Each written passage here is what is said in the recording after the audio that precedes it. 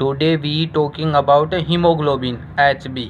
Okay, तो देखो इसके पहली वीडियो में अपन ने बात की थी RBC के बारे में। ठीक है, तो मैंने बताया था कि यह RBC की स्ट्रक्चर होती है और इसके अंदर सबसे इम्पोर्टेंट कंपोनेंट कौन सा होता है, हीमोग्लोबिन। ओके, RBC के अंदर सबसे इम्पोर्टेंट कंपोनेंट होता है हीमोग्लोबिन। तो इसीलिए अब नेक्स्ट बात करेंगे अपन हीमोग्लोबिन के बारे में।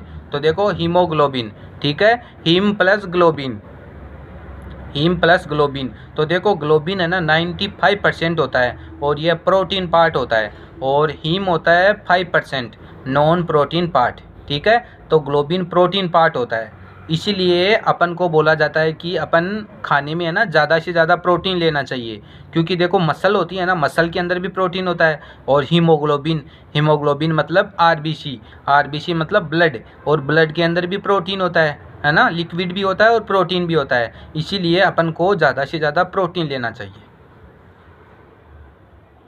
नेक्स्ट हो गया तो ग्लोबिन प्रोटीन पार्ट और हीम हो गया नॉन प्रोटीन पार्ट। तो हीम देखो इसके अंदर आयरन होता है ना, आयरन होता है, और देखो आयरन के एब्जॉर्प्शन के लिए ज़रूरी होता है विटामिन सी, है ना, इसीलिए अपन को विटामिन सी भी लेना चाहिए। आयरन के एब्जॉर्प्शन के लिए ज़रूरी होता है विटामिन सी, है ना, और आयरन एब्जॉर्प्शन होगा और प्रोटीन लेंगे तो फिर हीमोग्लोबिन बनेगा, मतलब ब्लड बनेगा। ठीक है, तो अब देखो हीम इसके अंदर होता है Fe2+ और पोरफायरिन रिंग होती है। ठीक है, और ग्लोबिन जो मैक्सिमम 95% होता है और ये प्रोटीन पार्ट होता है। तो इसके अंदर देखो 2 अल्फा चेन और 2 बीटा पॉलीपेप्टाइड चेन होती है। ठीक है, पॉलीपेप्टाइड चेन होती है इसके अंदर, प्रोटीन पार्ट होता है मतलब प्रोटीन पॉलीपेप्टाइड चेन। ओके, अब बात करते हैं कि नॉर्मल वैल्यू हीमोग्लोबिन की। तो मेन के अंदर होती है 14 से 18 ग्राम पर DL, और फीमेल के अंदर 12 से 16 ग्राम पर DL। ठीक है, तो देखो मेल के अंदर 14 से 18 और फीमेल के अंदर 12 से 16 नॉर्मल, अपन ये याद कर सकते हैं। फिर अब देखो हीमोग्लोबिन के साथ में ऑक्सीजन जुड़ता है, CO2 जुड़ता है, CO जुड़ता है, तो अपन उसको क्या बोलेंगे। ठीक है, तो फर्स्ट बात करते हैं ऑक्सी हीमोग्लोबिन। तो oxygen combined weekly with the haemoglobin molecule, haemoglobin plus oxygen, इसको बोलेंगे अपन ऑक्सी हीमोग्लोबिन। और ये कहाँ पे होता है, लंग्स की सरफेस के पास में। ओके, लंग्स की सरफेस पे होता है ऑक्सी हीमोग्लोबिन, मतलब हीमोग्लोबिन के साथ में ऑक्सीजन कंबाइंड होगा। ठीक है, फिर डीऑक्सी हीमोग्लोबिन, है ना, oxygen release to the tissue of the body, है ना, ऑक्सीजन रिलीज हो जाएगा टिश्यू या फिर सेल, बॉडी सेल के पास में ऑक्सीजन रिलीज हो जाएगा, उसको बोलेंगे डीऑक्सी। डी यानी हटना, ऑक्सी मतलब ऑक्सीजन। ओके, तो देखो सबसे पहले ऑक्सीजन हीमोग्लोबिन के साथ में जुड़ेगा लंग्स में। ओके, और फिर यह जाएगा कहाँ पे, टिश्यू या सेल के पास में, बॉडी टिश्यू या सेल के पास में, वहाँ से ऑक्सीजन को तो रिलीज करेगा और CO2 से कंबाइंड हो जाएगा, है ना, ऑक्सीजन को रिलीज करेगा और CO2 के साथ में कंबाइंड हो जाएगा। तो नेक्स्ट देखना फिर कि ये हो गया carb haemoglobin, in tissue haemoglobin combined with CO2।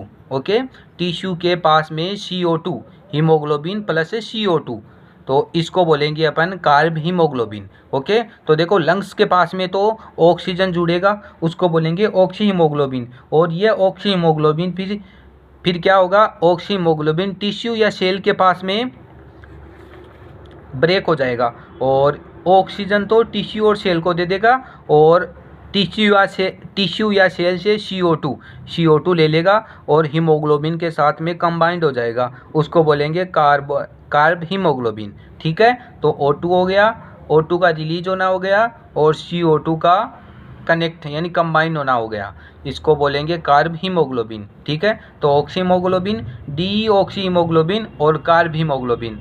Next बात करते हैं पैथोलॉजिकल कॉम्बिनेशन ऑफ हीमोग्लोबिन, है ना, तो इनके अलावा हीमोग्लोबिन से और कोई गैस जुड़ रही है ना, उसको बोलेंगे पैथोलॉजिकल कंडीशन। तो देखना कौन कौन सी हो सकती है, कार्बोक्सी हीमोग्लोबिन, है ना, कार्बन मोनोऑक्साइड ऐड हो जाता है, haemoglobin plus carboxy CO, carbon monoxide, इसको बोलेंगे कार्बोक्सी हीमोग्लोबिन। और यह एक पैथोलॉजिकल कंडीशन होता है ना, यह एक पैथोलॉजिकल कंडीशन होती है और यह बहुत डेंजरस होता है। ओके, ये बहुत डेंजरस होता है क्योंकि ये बाद में है ना हीमोग्लोबिन के साथ में CO2 जुड़ने के बाद में जब ये टिश्यू या सेल के पास में जाएगा ना तो ये ब्रेक नहीं होता, फिर है ना जल्दी से ब्रेक नहीं होता, हीमोग्लोबिन से जुड़ा ही रहता है। ठीक है, और फिर मीथेमोग्लोबिन, इसमें क्या होता है कि Fe2+ F3 में चेंज हो जाता है। ओके, तो इससे हीमोग्लोबिन की देखो पूरी स्ट्रक्चर ही चेंज हो गई है ना, Fe2+ Fe3 के अंदर चेंज हो जाता है मीथेमोग्लोबिन में। ठीक है, ये हो गई pathological combination of haemoglobin. Next बात करते हैं इसके टाइप की, कि हीमोग्लोबिन के टाइप। तो देखना, फर्स्ट है फीटल हीमोग्लोबिन HbF, और एडल्ट हीमोग्लोबिन HbA, और सिकल सेल हीमोग्लोबिन। ठीक है, तो HbF में क्या होगा, 2 अल्फा और 2 गामा पॉलीपेप्टाइड चेन होगी। ठीक है, अब देखो अल्फा के अंदर होता है 141 एमिनो एसिड, और बीटा चेन के अंदर होता है 146 एमिनो एसिड, है ना, ये याद करना है तुम्हें। अल्फा के अंदर 141 एमिनो एसिड और बीटा के अंदर 146 एमिनो एसिड। ठीक है, और एडल्ट हीमोग्लोबिन, इसके अंदर 2 अल्फा और 2 बीटा चेन होती है। अब देखो ये इम्पोर्टेंट है, सिकल सेल हीमोग्लोबिन, इसके अंदर क्या होता है कि जो ग्लूटामिक एसिड होता है ना वो रिप्लेस हो जाता है वेलिन के द्वारा। ग्लूटामिक एसिड रिप्लेस हो जाता है वेलिन के द्वारा 6 position in the beta chain of haemoglobin. ठीक है, तो बीटा चेन के अंदर 6 पोजीशन पर ग्लूटामिक एसिड है ना वेलिन के द्वारा रिप्लेस हो जाता है, इसको बोलते हैं सिकल सेल हीमोग्लोबिन। और फिर एडल्ट हीमोग्लोबिन और फीटस हीमोग्लोबिन। ओके, तो ये हो गया अपना हीमोग्लोबिन। जो आरबीसी जो है ना आरबीसी, उसका मेन कंपोनेंट होता है हीमोग्लोबिन। ठीक है, थैंक यू।